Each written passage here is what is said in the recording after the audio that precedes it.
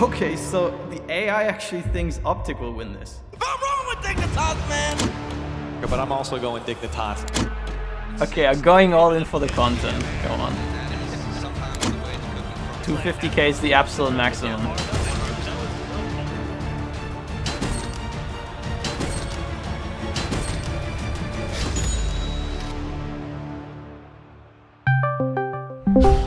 Hey Gibbs. Yo. I like BDS here though. I really do. I think BDS is going to take home the crown.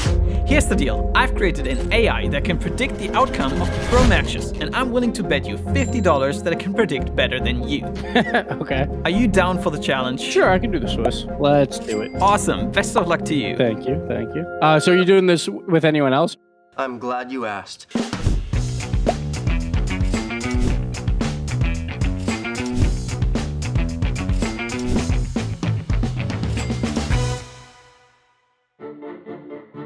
Guys, I'm not gonna lie, I'm pretty low on money right now, but I have a computer science degree and companies are giving out jobs to just about any programmer. So naturally, I'm gonna use that degree to build an AI that will hopefully make me money gambling on esports. Yeah, that's a great plan. Speaking of plan, I don't actually have any plan on how to do this. Now I do. Step 1, we're gonna download a bunch of data. Step 2, we're gonna use that data to make the best prediction AI there ever was. Step 3, profit. Oh, this is going to be easy. All we need then is a tournament to bet on. And there happens to be a Rocket League major coming up in 4 days, 17 hours. So I immediately got to work and downloaded the entire OctaneGG API. Then I imported it into my own project, did a lot of pre-processing and built a prototype using ELO. ELO? What's that? The ELO system was invented by Arpad ELO for the purpose of ranking the strength of chess players. It is still in use there today, and it has been applied to many other games and sports. ELO's main assumption was that the player's performance follows a probability distribution, such as a simple bell curve. He essentially said that your average performance is this good, but on any given game, you may perform this poorly, or maybe you're gonna pop off and play this well. This is something we've all experienced in games. And the interesting part is that the height of the distribution tells you how likely you are to perform at that level. So let's say we have the probability distribution for 2 teams, and one team is rated 200 rating lower than the other team. Using math, we can calculate that A is actually likely to win 75% of the time against B. But the more important part is that this percentage actually tells you how much you should adjust a team's rating on wins and losses. For example, let's assume for a second that this rating is correct. That means Team A is actually going to win 75% of the time against B. Let's say A gets on average 5 points for a win against B, so they move up by 5 points. The thing is that they're expected, of course, to win 3 out of 4 times. So let's say they win 3 times in a row, get about 5 points every time. Now they lose. How many points should they lose? Well, they should lose exactly all 15 points they've gained because they're performing exactly at the level we expect them to. Essentially, we already know how good they are and they're going to perform like that, and therefore their rating should never change. It's always going to change game to game, but over the long term, of course, there isn't really any movement. But what if A is actually better than what their rating suggests? Well, in that case, A would be expected to win more than 75% of the time, and then would gain, for example, an extra 5 points. And that means that in total, they've actually made up 5 extra points, and their rating has actually moved. And this would actually go up and up and up until they reach a new equilibrium of, for example, if they win 80% of the time, then they would end up 250 points ahead of B. So the brilliant part about ELO is that it automatically self-corrects the ratings that are wrong, as long as the players keep playing games. And if you ever need extra motivation to keep playing ranked games to get your correct rating, I have a great idea for you. This video is sponsored by ProDrops, which is a brand new trading card game that builds around your favorite games. That's right, in ProDrops you get cards by playing Rocket League, Counter-Strike and soon Valorant. Complete missions to earn experience and level up. When you rank up, you get rewarded with loot boxes and card packs.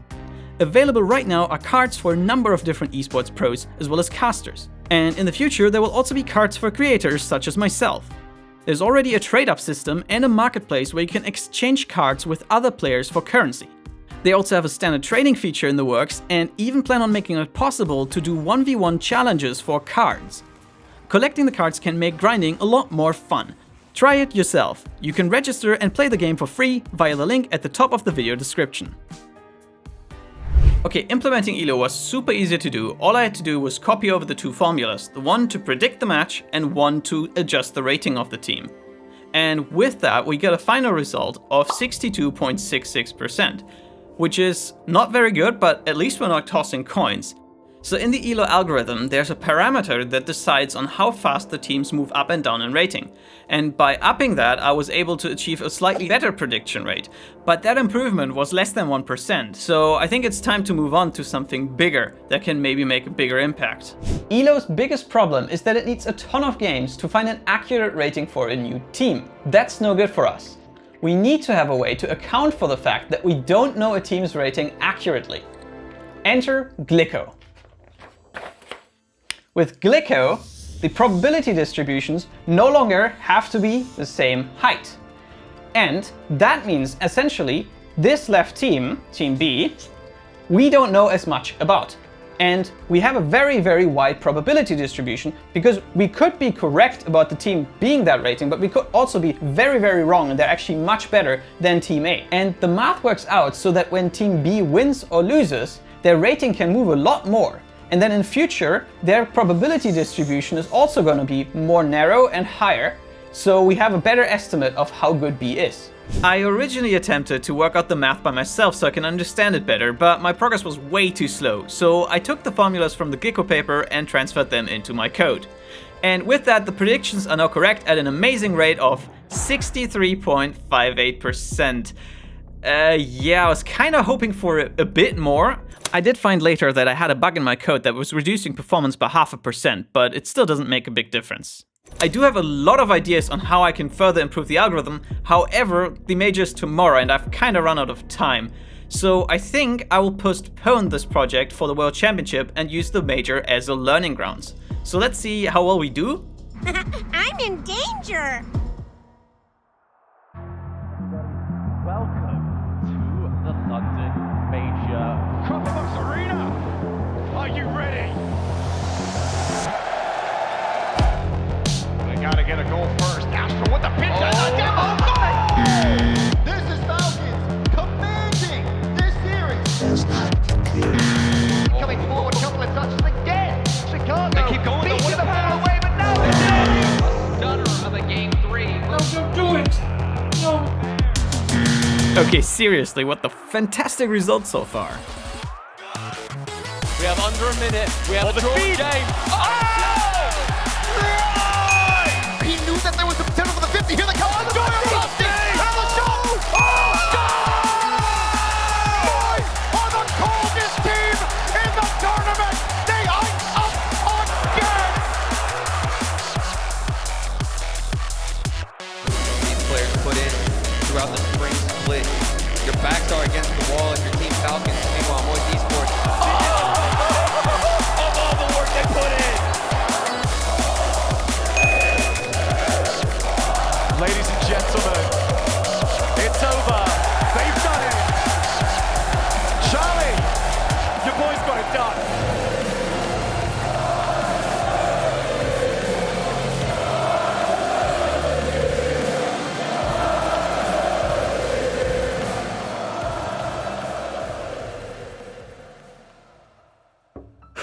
Well, that was a great major, but an abysmal performance by the AI.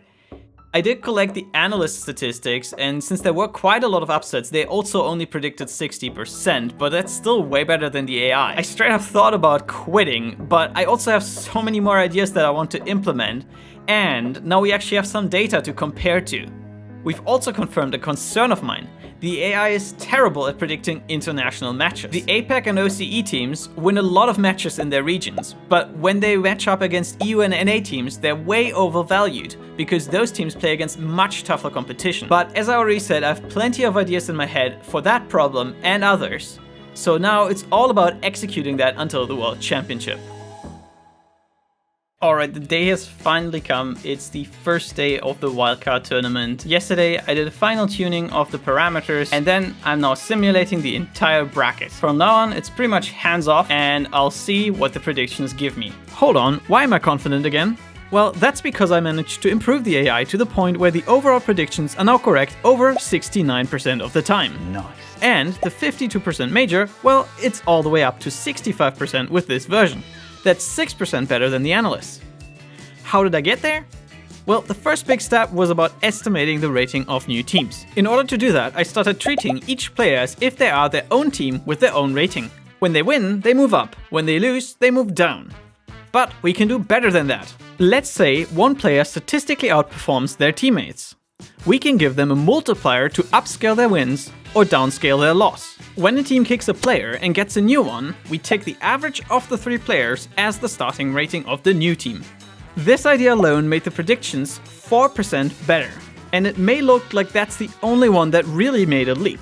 But that's just because most matches in the dataset aren't inter-regional. Those were different beasts. But let's first see how day 1 goes. Fever double tap off the ceiling, flip reset! No whip round immediately. Put this game out of reach, Astral! From Veloce, but quickly denied from Scrub. So we got the perfect start, 8 out of 8, which is amazing, but actually not that crazy, because the wildcard tournament has a lot of teams from less experienced regions. Those matches are easy to predict for humans, but they were the AI's weakness previously. Here's what I did to fix that. Instead of looking at the teams as completely separate entities, I assigned them each to their regions and then added an uncertainty factor for the entire region. Whenever an inter-regional matchup happens, we use the result not only to adjust the rating of the participating teams, but also the ranking of the entire region.